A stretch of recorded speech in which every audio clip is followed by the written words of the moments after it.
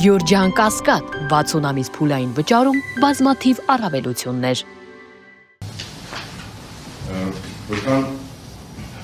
վեր է նշված անձանց մոտ ոչինչ չի տեսել, զենք եւ այլն, Դավիթ Համբարձումյանի ոտկատերի զենք չի տեսել, նկարագրելով դեպքը նշել է, որ անձանց մի խումբ ուզում է գնալ Երևան քաղաքացիություն, մյուս խումբը փակել էր ճանապարհը, սակայն չգիտի թե ինչու։ Վկան նշել է նաև, որ դեպքի վայրը հասել 16:30-ի սահմաններում, այդ ժամանակ միմյանց ուղղությամբ քարեր նետելու իրադարձությունը ականատես չի եղել,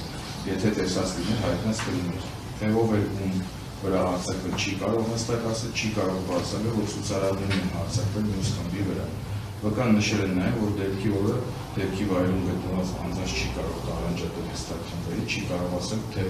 ով որ խմբին է պատկանում։ Հրաչ Միլոյանից ուսմունքը պարունակում է հետևյալ տեղեկությունները, վերջինս ևս հանդիսացել է ժամանակահատվածում ոստիկանության աշխատակից եւ ըստ էության նշել է ճանաչում է նվագարներին, չի հիշում դեպքի վայրում Դավիթ Համբարձումյանին տեսել է թե ոչ, հայտնել է, որ Հայանից Տոտաշատ գյուղերի խաչմերուկում տեղի ունեցած դեպքի ժամանակահատվածում երկրի բոլոր խաչմերուկները եւ ճանապարհներն էին փակվել, Հայանից Տոտաշատ գյուղերի խաչմերուկում տեղի ունեցածը առանձնահատուկ չէր։ Մեղադրանքի կողմի միջնորդության դիման վրա հրապարակվեց վերջինս ուսմունքը, որի վերաբերյալ նա նշեց, որ տեղեկացել է, որ միջադեպ կա Հայանից Տոտաշատ գյուղերի խաչմերուկում, մեկնել է դեպքի վայր հասել է 16:30-ի սահմաններում, իր հետ եղել են Յուրիկ Սարգսյանը եւ Գարիկ Գևորգյանը, տեղում ականատես է եղել անձանց զբաղմունքների, վիճաբանության եւ խառնաշփոթ իրավիճակի։ Հավաքված անձանց մի մասը դիմակով է եղել, միջամտել բաժանել են, հեռացվել են միմյանցից, հետագայում տեղեկացել է, որ դիմակավորված անձանց եւ առանց դիմակի անձանց թույլ չեն տվել ակցիայի մասնակիցներին մեկնել Երևան քաղաք։ Դեպքի վայրում տեսել է Դավիթ Համբարձումյանին, Գոր Համբարձումյանին, Գոր Խաչատրյանին, Սարգիս Սահակյանին, կրկին նշեմ, որ Գոր Խաչատրյանի եւ արդեն Սարգիս Սահակյանի մասով երեխական հետապնդում չի իրականացվել։ Դեպքի վայր սկզբում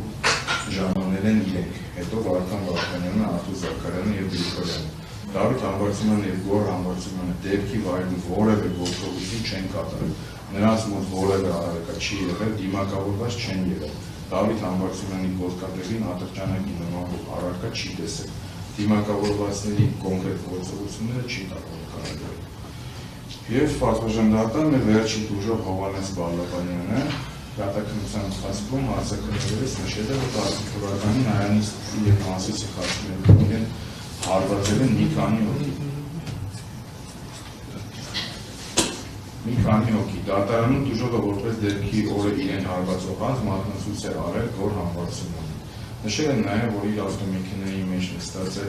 եղել խաչմերուկի մոտ։ Գոր Համբարձումյանը իր հեռախոսն է զրել, դուժողը հարցրել է, թե ինչու է ուզում իր հեռախոսը, ինչի պատասխան է ստացել, որ ասում են, ուրեմն դու եւ հարվածել է իրեն, չգիտի թե ինչու։ Դեպքի վայրում հավաքված են եղել ոստիկաններ, նաև զենքերով, բայց Գոր Համբարձումյանից այլ անձ նա չի հիշում։ Խաչմերուկում հավաքված անձանց որևէ խմբի անդամ չի հանդիսացել, այլ պարզապես ցանկացել է այդ վայրով գնալ փոխադարձ արտասնել չի տեսել, միայն իր կողմից հարված ստանալն է նկարագրել, դրանից հետո արագ բարել է գնացել է այդ տեղից։ Դեպքից հետո իրեն չեն փորձել շահագրգռել կամ խնդրել, որ անուններ չտա,